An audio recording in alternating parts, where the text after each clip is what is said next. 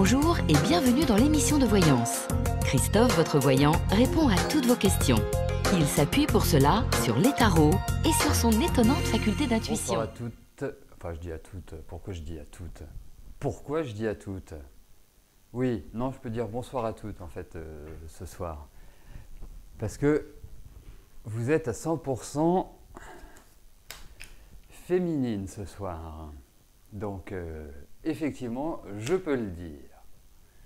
Oui, tout à fait, parce que les femmes sont les meilleures. C'est ce que je me tue à dire et à répéter quotidiennement. Bon, en tout cas, je vous souhaite la bienvenue sur le plateau de l'émission Privilège, l'émission qui vous donne la certitude que je réponde à votre question.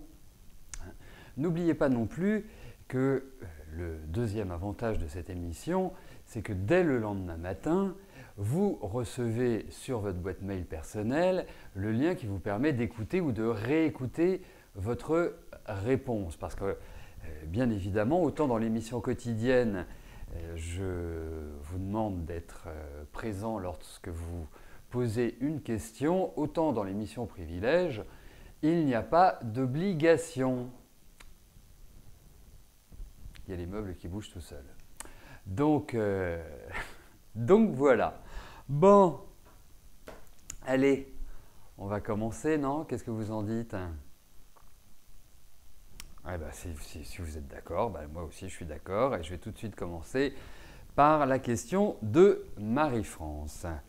Alors, c'est une question qui concerne votre mari et son associé. Donc c'est une question un petit peu épineuse parce que vous me demandez s'il y a des risques de détournement au sein de l'entreprise que votre mari et son associé ont créée. Voilà. Question délicate. On va regarder si il y a des situations pas très honnêtes dans cette entreprise. Voyons cela. Allez. Ouvrons le bal par cette question.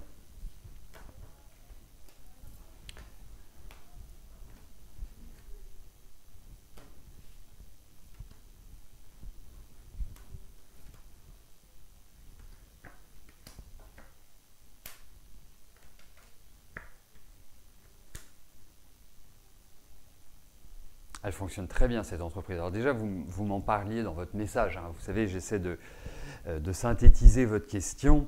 Et c'est d'ailleurs rigolo parce que, et amusant, parce que lorsque j'ai suivi ce stage de radiesthésie, les intervenants disaient « il faut poser des questions simples ». Et ça m'a fait sourire parce que c'est ce que je vous dis en temps normal et effectivement, c'est ce que je dis aussi à mes élèves. Je leur dis, écoutez, surtout, posez des questions simples. Plus la question sera simple, plus la réponse sera simple à donner. Et en l'occurrence, vu que la question est simple et audible et compréhensible, eh bien, je vais vous dire oui. Je pense qu'il y a de la malhonnêteté dans l'entreprise. Voilà. Donc, il y a des personnes qui, enfin, en l'occurrence une personne, qui s'arrange avec l'argent, tout simplement. Hein. Donc, ouais, c'est vraiment une certitude que j'ai. Hein. C'est vu la configuration, et pourtant il y a de l'argent. Hein. Je peux vous dire, pour moi, l'argent rentre. Hein, et puis, il y a une clientèle, il y a un succès, il y a tout ce que l'on veut, mais il y a des choses pas très honnêtes. C'est toujours très enquiquinant, il faut le dire, de vous donner une réponse de ce type-là, parce que, inévitablement, ça crée un trouble. Mais mon devoir est quand même de vous exprimer ce que je ressens, ce que je vois, et là, c'est pas terrible. Et pourtant, vraiment, l'entreprise est bonne. Hein. Donc, Eh bien, je vais passer tout de suite à la question de Maryse. Maryse, bonsoir. Alors, vous manquez de joie de vivre en ce moment. Cela va-t-il s'arranger? Pourtant, vous savez, quand je regardais votre thème, je me disais, mais il y a de la joie chez vous, il y a un tempérament à aimer sortir, à aimer faire la fête, à partager. Bon, après, il y a aussi un point qui est important, c'est que vous manquez, entre guillemets, de confiance. Mais ça, c'est juste entre vous et vous, hein. C'est vraiment intérieur parce que autant je vois très bien que vous êtes une grosse bosseuse, vous êtes quelqu'un qui a assumé beaucoup de choses, vous êtes très indépendante, voilà, très jeune, vous avez dû prendre votre vie en main, mais la joie, elle est là. Alors effectivement, quand je regardais votre cycle, hein, vos cycles, pardon, quand je vois sur la fin de la trentaine et sur, on va dire, une grosse partie de la quarantaine, bah, ça n'a pas été vraiment la joie, si je puis me permettre l'expression. Ça a été une période certainement très riche en apprentissage, en initiation, en profondeur, mais effectivement, quand on regarde un peu sur chaque plan affectif et autres, ça n'a pas été extraordinaire.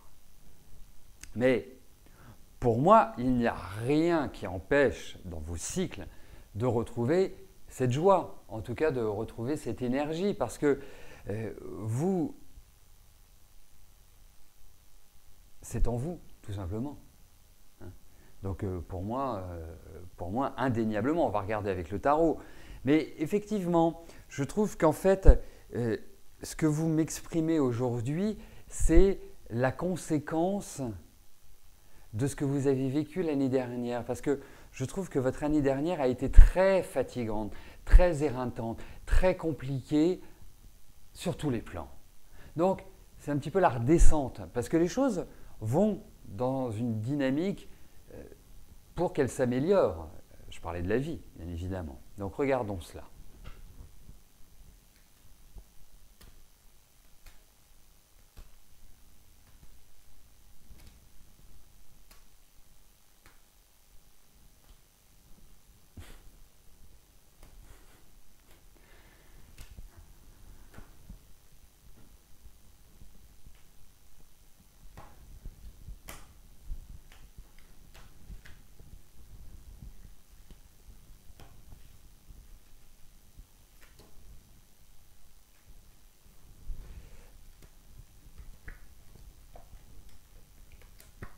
Mais oui, vous inquiétez pas, vous allez retrouver votre joie de vivre, mais je pense qu'il y a des changements que vous avez vécus, une sorte de nouvelle organisation dans votre vie qui a fait que bah voilà, vous avez une baisse de morale. Écoutez, il n'y a rien de grave. Vous allez retrouver cette énergie. Je me demande si ce n'est pas après un voyage ou après un déplacement ou après, voilà, comme si en fait il vous fallait changer d'air. Vous voyez? Parce que pour moi, il est indiqué que vous devez avancer, que vous devez quelque part sortir de là où vous êtes. Hein, donc vraiment, aller vers l'extérieur, aller faire, je sais pas, aller passer une semaine quelque part, 15 jours quelque part, je ne sais pas quel est votre programme jusqu'à présent, mais en tout cas, pour moi, c'est vous allez revivre. Vraiment, vous allez revivre. Donc, vous inquiétez pas. Vous inquiétez pas. Et je ne pense pas qu'il vous faille attendre 107 ans pour retrouver cette joie de vivre. Je pense que ça va, voilà, ça va aller. Ça va aller. Mais je pense que c'est après un voyage. Il y a quelque chose par rapport à un déplacement. C'est pas très humain, c'est pas très urbain de parler comme ça à 18h20 du dîner, parce que ça donne vraiment envie, hein, vraiment très envie. Mais bon, je patienterai un peu pour le dîner. Elisabeth, bonsoir. Alors, Ingrid a réussi sa thèse en histoire de l'art, comme prédit. Tant mieux, tant mieux. Elle passe son concours fin août pour être conservateur de musée. Alors, écoutez, moi je trouve que déjà Ingrid est dans des bonnes phases. Je trouve qu'elle a tout à fait les moyens de réussir, de s'accomplir. Vous avez une fille qui est très ambitieuse et qui est très très très carrée. Donc, pour moi, au niveau du travail, ça va rouler. Alors, quand je dis ambitieuse, ça ne veut pas dire qu'elle est prête à prendre la place de tout le monde et tout, parce qu'il y a une part affective chez elle qui est extrêmement marquée. Hein, donc, ce n'est pas une arriviste. C'est quelqu'un qui se donne les moyens d'arriver et d'atteindre ses objectifs. Donc, regardons pour ce concours, même si je ne suis pas un grand fan des concours, pas à titre personnel, déjà à titre personnel, mais pour l'évoquer, parce que, ça je vous en ai déjà parlé, ça prend en compte beaucoup plus de critères que la seule capacité personnelle à réussir.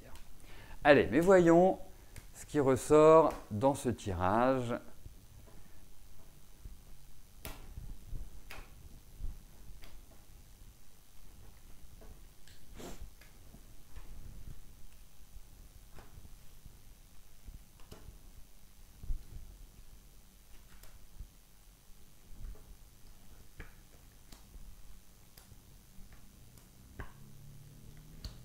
Il y a quelque chose qui va bloquer, à mon avis. Il y a quelque chose qui va bloquer. Pourtant, ça me paraissait bien parti.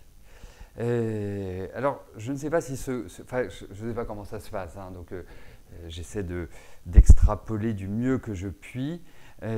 Pourtant, il y a quelque chose qui se signe. Alors, est-ce que dans ce concours, il y a l'idée d'attribution? C'est-à-dire que, moi, je sais que dans les grandes écoles, le major va choisir en premier, après le deuxième choisir en deuxième, etc. etc. Donc, est-ce qu'il y a cette notion de choix également dans le concours qu'elle passe si elle le réussit? Enfin, vous voyez, c'est un petit peu toutes ces questions que je me pose.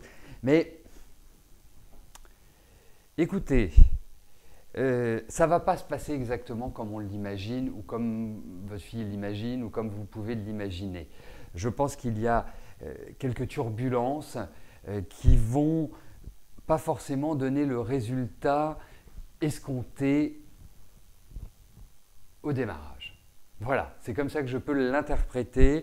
Je voudrais quand même faire un deuxième tirage, puisque l'émission Privilège nous permet de faire ce que l'on veut.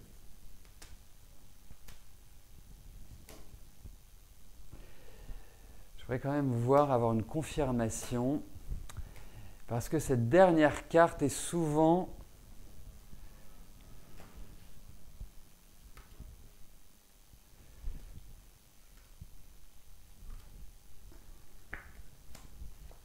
ça part super bien. Il y a un truc, hein. Il y a un truc, il y a quelque chose. Parce que je pense qu'elle est vraiment, moi quand j'ai lu votre question, quand j'ai regardé son thème, je me suis dit oui, bah, ça devrait aller, hein, ça devrait être une formalité. Mais il y a quelque chose qui bloque, qui empêche que les choses soient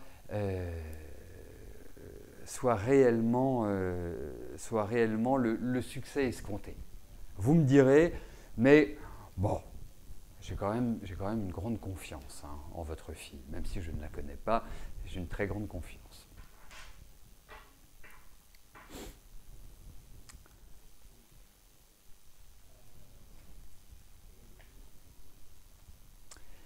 Mireille, bonsoir. Alors, vous voulez savoir si vous devez prendre un logement en Dordogne.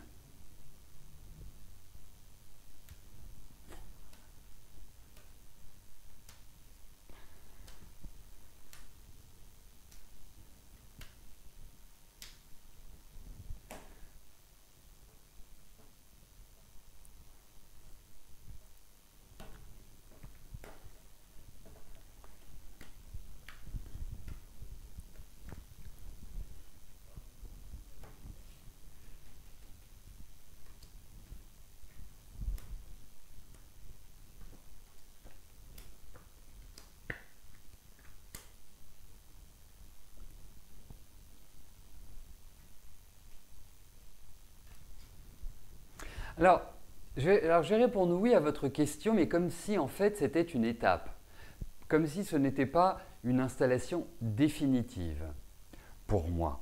Parce que effectivement, il y a cette notion de changement. Il y a cette notion de déménagement. Et c'est un déménagement qui se situe, je suppose que vous habitez la Dordogne, hein, il me semble. Je suppose que c'est dans un périmètre autour de votre situation géographique actuelle. Mais je pense que c'est pas définitif pour moi. C'est comme ça que je le ressentirais. Ouais. Ouais, je vais faire quelque chose. C'est rare que je le fasse, mais vous avez des tirages entre notre amie Mireille et notre amie Elisabeth qui nécessitent d'avoir des confirmations.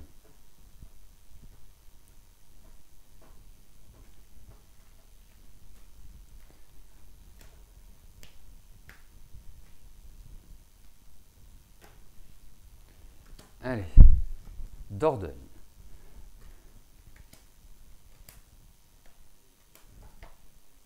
Oui, je pense oui, la Dordogne. Oui, oui, oui, oui, oui, oui, oui, oui, oui, oui, oui. C'est une bonne étape. Oui, voilà.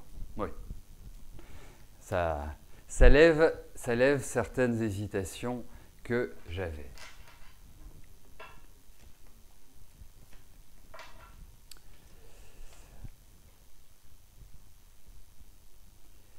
Alors, Christine, bonsoir. Alors, Vincent vous a quitté soudainement, va-t-il revenir?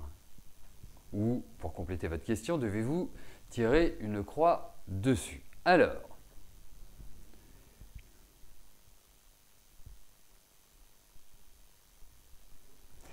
moi, je veux dire une chose. Je trouvais déjà, je ne sais pas depuis combien de temps vous étiez avec Vincent, mais je trouve que votre vie affective est très complexe. Vous avez beaucoup de difficultés à vraiment vous asseoir, à trouver une stabilité, à être dans une énergie pérenne sur le plan affectif. Je trouve également que dans votre vie, dans votre existence, et les choses sont loin d'être faciles hein, pour vous, vous avez vraiment l'obligation d'être toujours dans une énergie de battante. Il y a énormément de retournements de situation dans votre vie. Il y a l'idée d'échec, il y a l'idée de rupture, et je ne parle pas simplement de rupture affective. Donc, quelque part, on a l'impression que vous êtes toujours seul dans votre action. C'est-à-dire que les aides extérieures sont extrêmement limitées. Voilà, moi, c'est comme ça que je le ressens. Ensuite, effectivement, vous êtes dans une période qui, sur le plan affectif, est très fragile, très très fragile. Je suppose qu'en ce moment, vous êtes très fatigué, vous avez un petit peu de vague à l'âme, voilà. En même temps, c'est une période riche pour apprendre, pour développer des connaissances, pour vous ouvrir à d'autres perspectives. Alors, quand je vois votre ami Vincent, c'est vrai que lui, ce qu'il veut, c'est d'une certaine manière sa liberté et faire un peu ce qu'il souhaite. C'est sûr que moi, je ne trouvais pas que ce fût quelque part c'est quelqu'un, je trouve, qui garde beaucoup de choses pour lui, en quelque sorte, hein, qui n'est pas forcément dans une expression.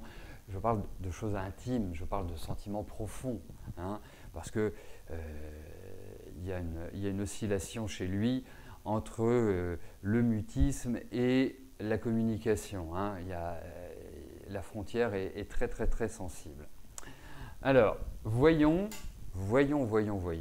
si... Voyons avec Vincent, tout simplement. Christine, est-ce que vous êtes là, Christine? Oui, vous êtes là. Non, vous n'êtes pas là, Christine. C'est pas la même.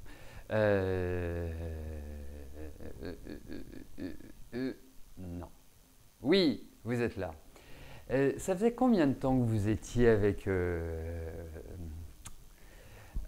votre ami Vincent?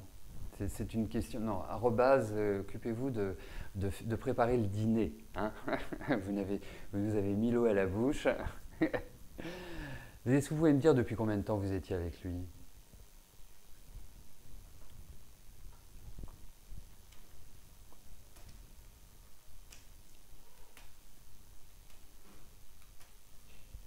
Pendant que je passe les cartes, hein, si vous pouvez m'apporter cette information, ce serait super.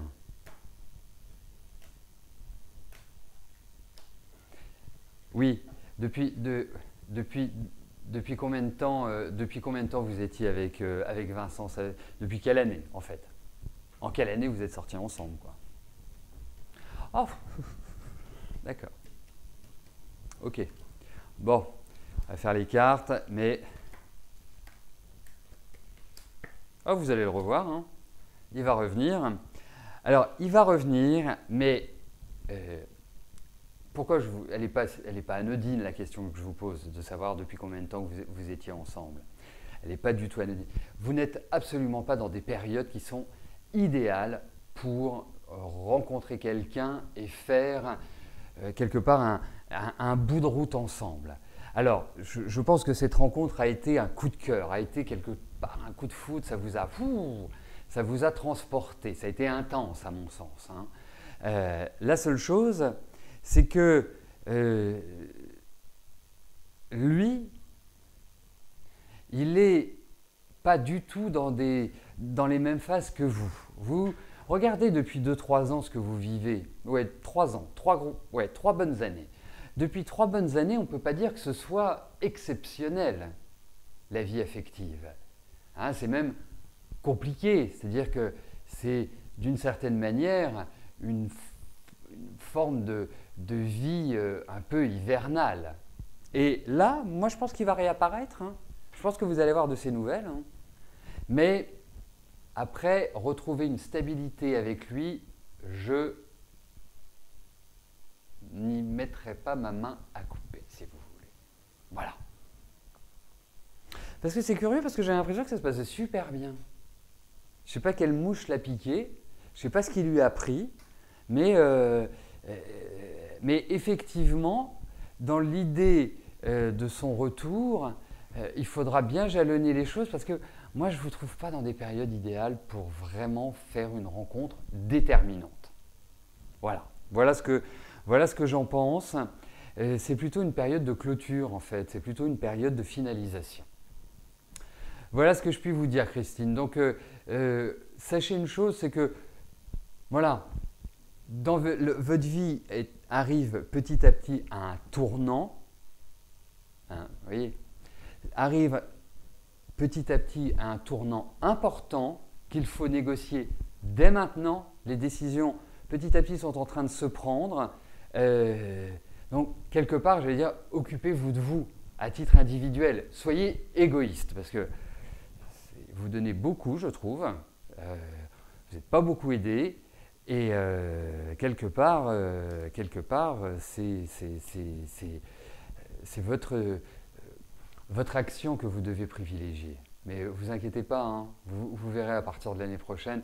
Bon, je n'ai pas creusé plus loin parce qu'on me posait une question quand même qui est très sur un avenir présent. Mais j'ai bon espoir, vraiment j'ai bon espoir que dans les 2-3 ans qui viennent, vous allez voir, le courant va s'inverser. Ça va, plouf. Voilà. Mais à mon sens, vous allez avoir de ces nouvelles, il va revenir, il va réapparaître. C'est le sentiment que j'ai. Voilà. Mais je ne m'enflammerais pas, moi, si j'étais à votre place. Voilà, bah écoutez, nous arrivons à notre fin d'émission Privilège. Christine était la dernière personne à laquelle je répondais ce soir. Je vais vous souhaiter en tout cas une belle soirée, un bon appétit à tous. Et puis nous nous retrouvons bien évidemment demain à partir de 13h pour notre dernière émission quotidienne de la semaine. Et puis également, dès demain matin, surveillez votre boîte mail, vous recevrez le lien qui vous permettra de réécouter la réponse que je vous ai donnée. Si vous ne l'avez pas eue d'ici 11h, vous n'hésitez pas à envoyer un mail pour qu'on vous la renvoie. Voilà, d'ici là, portez-vous bien et à plus tard. Merci, bye bye.